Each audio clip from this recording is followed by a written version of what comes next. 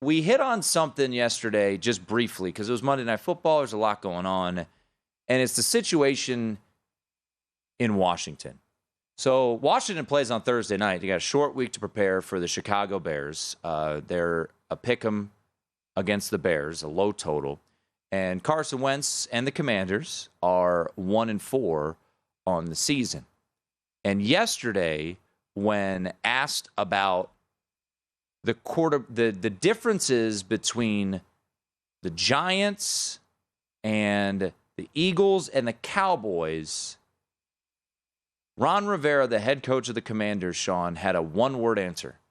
His one-word answer was quarterback. And I think at that moment, he recognized, I got to start backtracking. And he started to backtrack. And then today, in front of the media, he said, quote, I had a bad day. He said he addressed it in front of the team. He said he apologized. Carson Wentz went to the media and said, Coach addressed it, handled it. Nothing I'm overly concerned about. I feel very confident. So Carson Wentz, I think, handled himself very properly after his coach blasted him in front of the media. I'm very curious to get your thoughts on this. As a former starting quarterback in the NFL, Sean, it's the most pressure-filled job in the league. And when your team is struggling, you get thrown under the bus.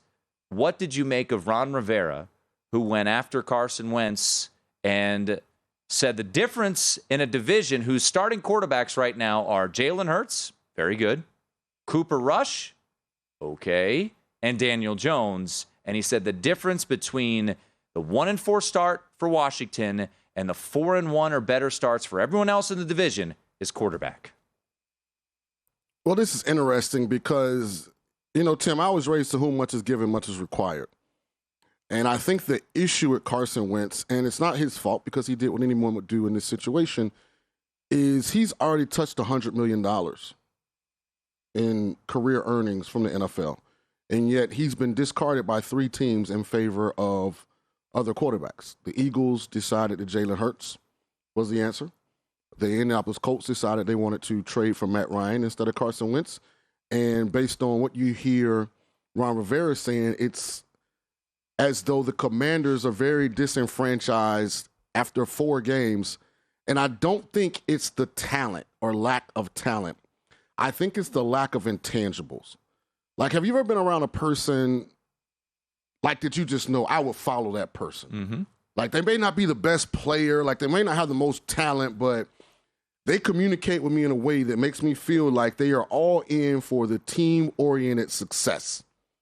And there's some kind of personality flaw that Carson has because he gets the same kind of send-off.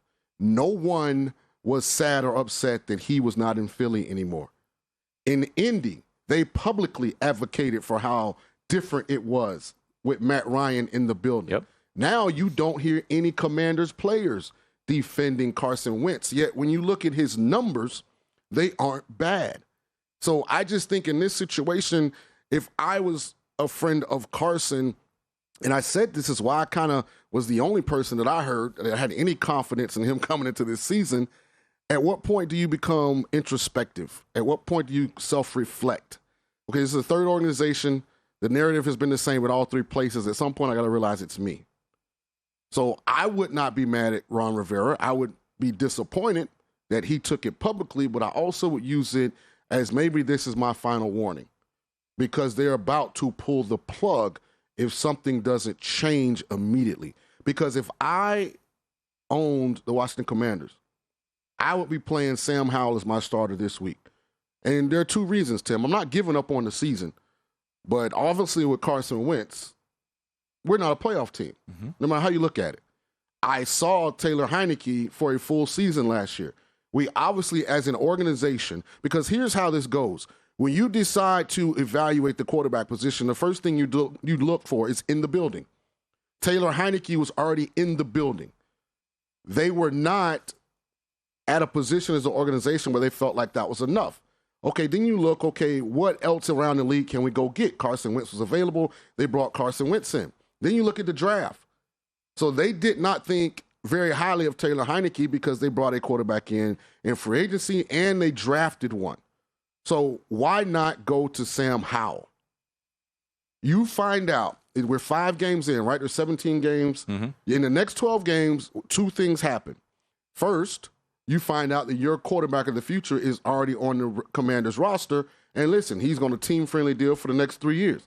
Number 2, you probably aren't going to be very good, but you also find out that you either do or don't believe in Sam Howell, so you set yourself up to get the ultimate prize if the quarterback to lead you to the playoffs is not in the building, and that's Bryce Young, C.J. Stroud, or to a lesser degree, Will Levis.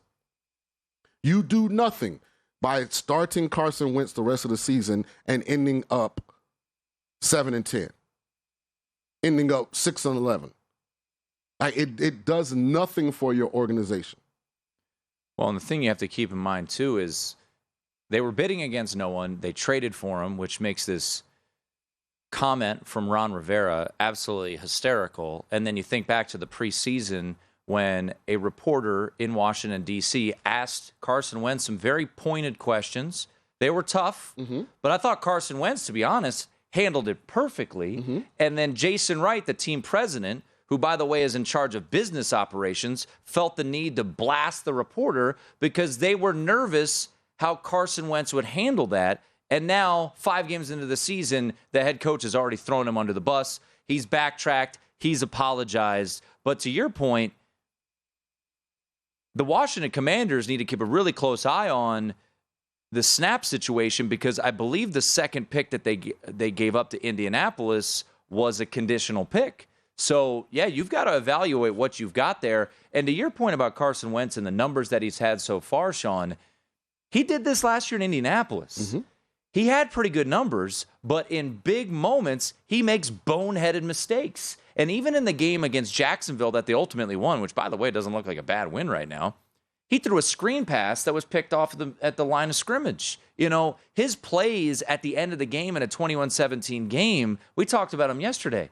What are you trying to do? He should have thrown a pick on the first play. Second play was thrown into coverage. It's just that's, I think, what has to be frustrating to coaches. But I don't know what it is when you walk into Ashburn, Virginia, and you just lose your mind, apparently. Because, I mean, Ron Rivera's got to be feeling it now, right? He's on the hot seat. I mean, he very well could be out of a job come the end of the season because of everything that's unfolded. And by the way, his defense has underperformed so far this year. With all the first-round picks out there, it's not only Carson Wentz's fault. I think it's their defense's fault as well. And Rivera has a legitimate crutch anytime Daniel Snyder asks what's going on with the defense. Chase Young still hasn't returned from injury. There is no excuse on offense. They paid Terry McLaurin. They brought in Jahan Dotson, who has 4 touchdown catches. Logan Thomas was out this last game, but he's been back from injury. And I just think Carson Wentz, when he fails, does not look apologetic about the failure. And I think that rubs a lot of people the wrong way when he's making almost $30 million this year. Visit VSiN.com to get current odds, listen for free, find showtimes, and download VSiN sports betting podcasts.